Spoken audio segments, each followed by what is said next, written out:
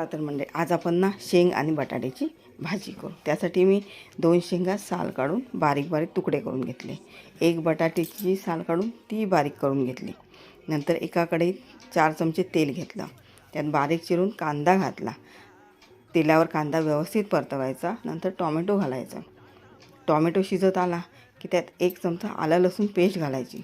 नंतर लाल तिखट, हळद आणि गरम मसाला तुमच्या आवडीनुसार घाला। हे सगळे मसाले तेलावर व्यवस्थित परतवायचे। नंतर त्यात बटाटे आणि शेंग घालायचे। नंतर तुम्हाला जेवढी भाजी पातळ करायची आहे ना तेवढं पाणी घालायचं। चवीनुसार मीठ घालायचं आणि 2 मिनिटं भाजी शिजू द्यायची। भाजी 2 मिनिटं शिजली की त्यात 1 चमचा कांदा आणि खोबऱ्याचं वाटण घालायचं। पुन्हा 2 मिनिटं भाजी शिजवायची।